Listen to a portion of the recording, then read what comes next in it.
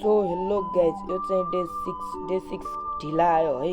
किन भन्दाखेरि यो भिडियो चाहिँ डिलिट भइसकेको थियो। मैले के कता गरेर यो भिडियो चाहिँ लिएर आएँ। तैपनि हिजो भिडियो हाल्न पाएकोमा माफी पाऊँ है, सरी।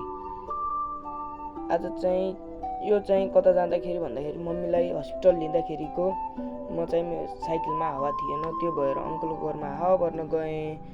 हावा भर्दाखेरि बाटोमै थिएँ अनि कलेज जानेवाला नि जाँदै थिएँ, तर मैले देखाएन कलेज जानेवालालाई। सो फेरि म चाहिँ हावा भर्छु अनि भाइलाई फर्स्ट त भाइलाई गर्नुपर्छ, पम्पको त्यो पाइप समाइदियो भनेर भन्नुपर्छ है, नत्र चाहिँ अलि मान्दैन। अनि मैले हावा भरेर मम्मीलाई चाहिँ अगाडि ल्याइसकेँ। हावा भर्दाखेरि मैले देखाएन है। हावा भरिसकेर मैले मम्मीलाई लगेर गएँ। हामी आइसकेको थियौँ भन्दा हामी यता यो कान्छी बजार पुग्न लाग्थ्यौँ। कान्छी बजार फेमस ठाउँ हाम्रो बैबाको, आफ्नो गाउँको बैबाको भ्यू देखाउँदै मम्मीसँग गफ गर्दै जाँदै थिएँ। म चाहिँ आज त्यो दिन चाहिँ मलाई लास्ट झ्याउनी लाग्थ्यो, अप्ठ्यारो नि भएको थियो, अलिक के गरौँ जस्तो भएको थियो।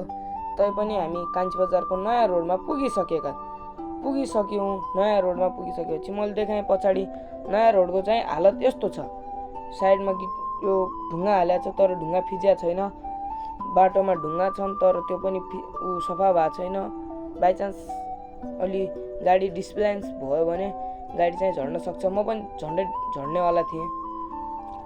अब के भन्ने, हाम्रो चाहिँ हिँडिरह्यो, पछाडि म झर्न लागेको। फेरि हामी चाहिँ अगाडि पुग्यौँ।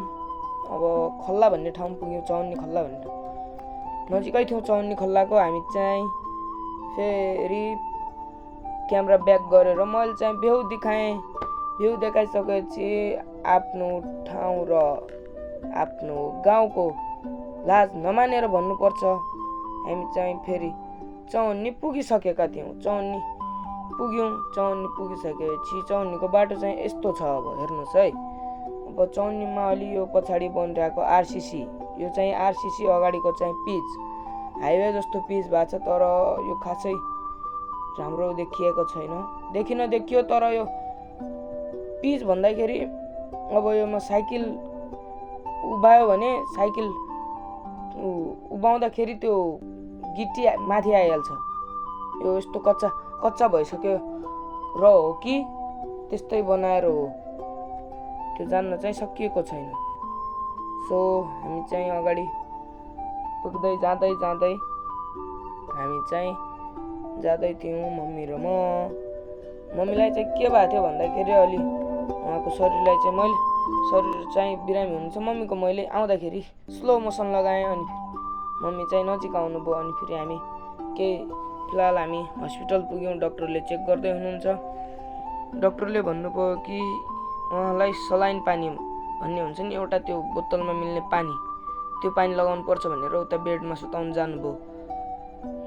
यो बेडमा चाहिँ लाइट रहन्छ। त्यो बेला बेडमा चाहिँ मम्मी बस्नु भएको थियो। अनि फेरि डक्टरले त्यहाँ छोडिदिनु, लाइट छैन, यता आउनु भन्नुभयो।